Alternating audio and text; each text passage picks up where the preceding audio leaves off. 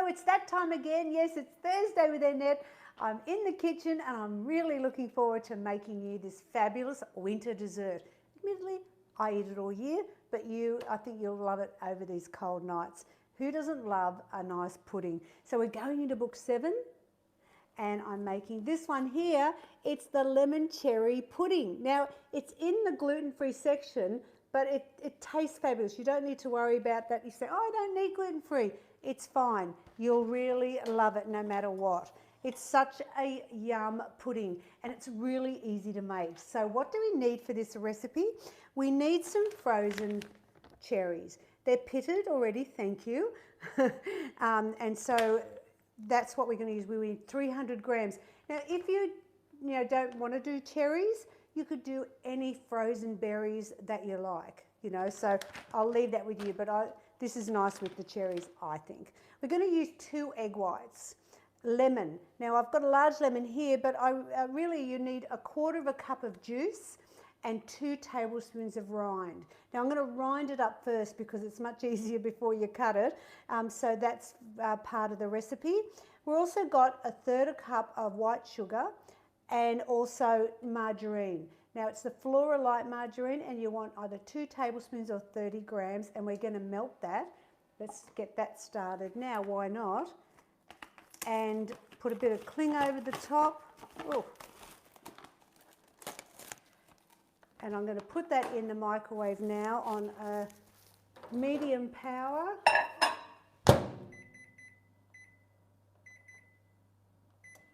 Here we go. All right, so there's margarine. We've also got 1/3 cup of skim milk.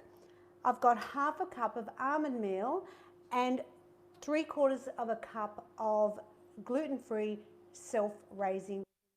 I've got my cooking spray here because you're going to spray the dish, which is this one I've got here. This is enough for 8 serves. And what I'm going to do first is I'm going to put the cherries in. So let's do that. So I'm going to weigh it first. I'm going to put it on, then press the weigher to go to 0. And 300 grams. Oh, they're big cherries, aren't they? There we are. I love these in my shakes with my vanilla shake and with the coffee and cherry and chocolate. It is also fabulous too. So you'll use them up. Now, what you can do is, what I do sometimes is I actually like to chop some of them in half. Just so you get a good distribution, and some of them are quite big, so it doesn't hurt. You don't have to do all of them, but just do a few, just so you spread the love a little bit. That's what I like to do anyway. And they're easy to chop because they're frozen. There we go. I think that's looking, oh, here's a big one. All right, so now the cherries are done and ready for the pudding. So what we'll do is we're going to make the pudding and put it on top and then bake it in the oven. Now the oven is preheated to 180 degrees, fan forced. And this is, as I said, out of book 7.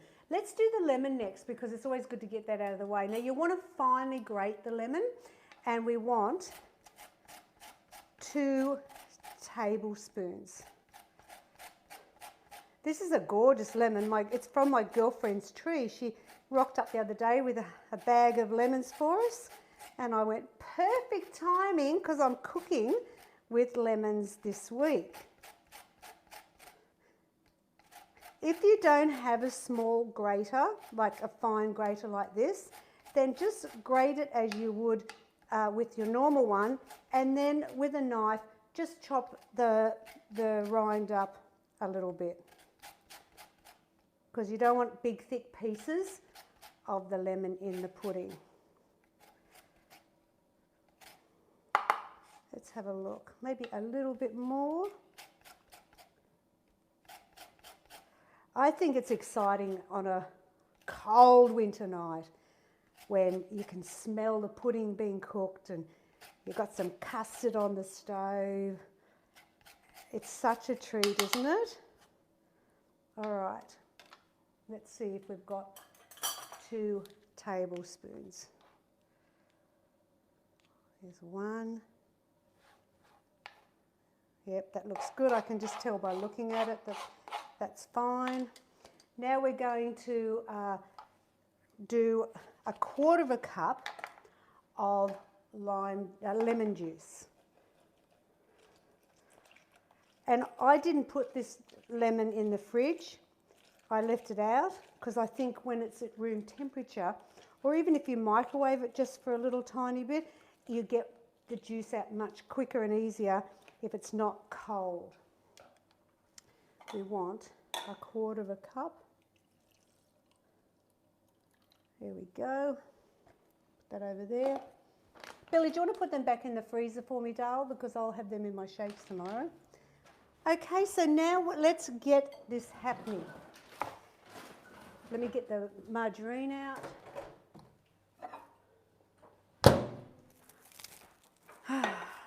I mean, I remember as a kid, you know, dessert was quite a common thing to have in our house.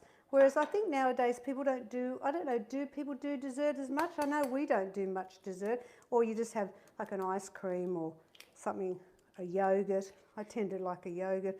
I love fruit for dessert, and over the colder months that's where I'll make my stewed apples or stuffed apples and stewed pears and that, because I just love having variety, because in winter fruit's not as obtainable, is it? You know, it's just not as your choices are very limited.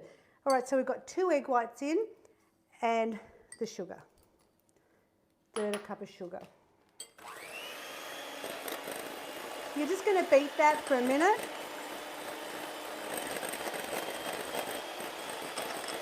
And remember, the oven's 180 degrees fan force, so you want that light to be out when you're ready to put it in.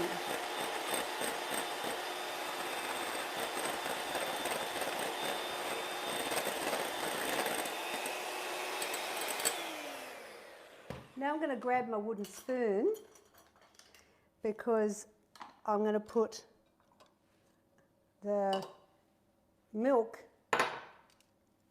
into the margarine. Give that a little mix up. Actually, I might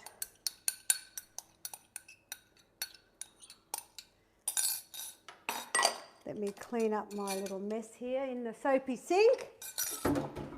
Let's just give that another quick beat.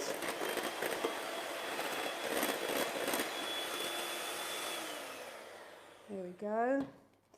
Now we're going to add in the rind.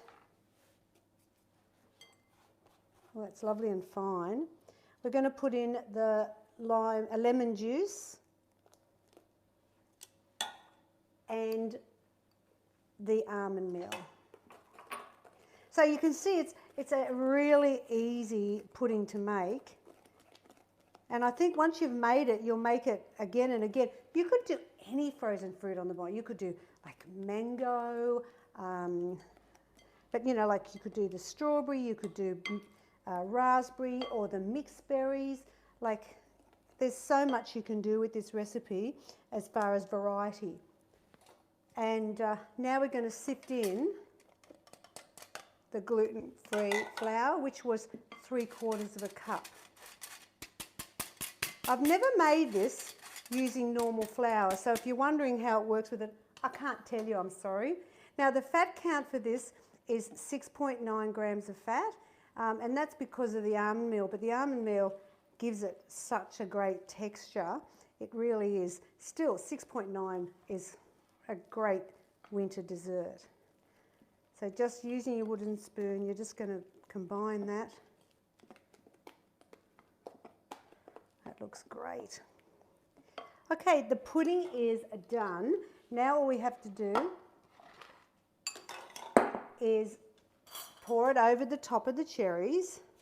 I can smell the lemon. And remember, you can actually swap the lemon for lime or orange juice if you wanted. So we're just going to pour it over.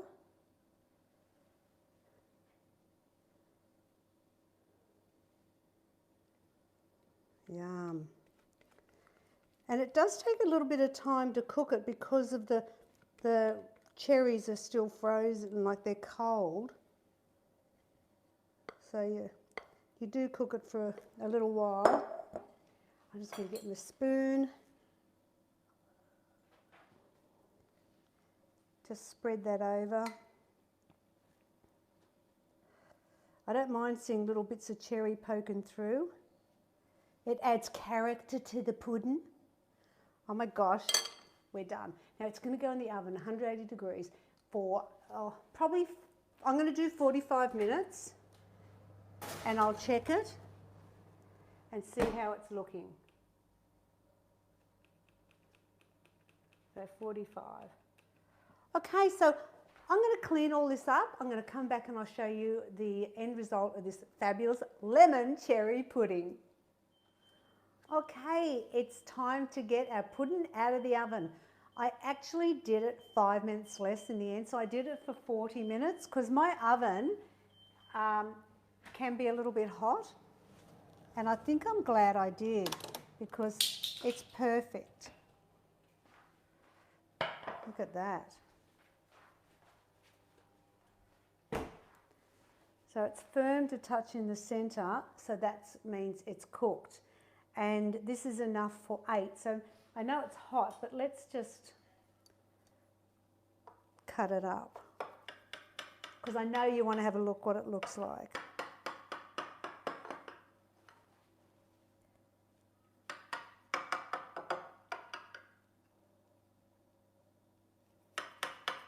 All right, so I'm going to risk it and take out that nice piece there. What do you think? Oh no, I'll take the edge out. All right, so oh my gosh, you can smell the lemon. It's divine. Here we go. Make sure you get all your cherry. There we go. So there is, oh my gosh. I want to put that in my mouth right now. So there is the beautiful lemon cherry pudding ready to be eaten. It's, you know, if you made it earlier and you wanted it for dinner tonight, you could, or dessert, just warm it up a little bit in the microwave and it'll be perfect. It's 6.9 grams of fat. It's gluten-free. It's fabulous. I hope you make it because it is really yum, especially on these cold nights. Now, next week's show, I'm going on the theme because it's cold.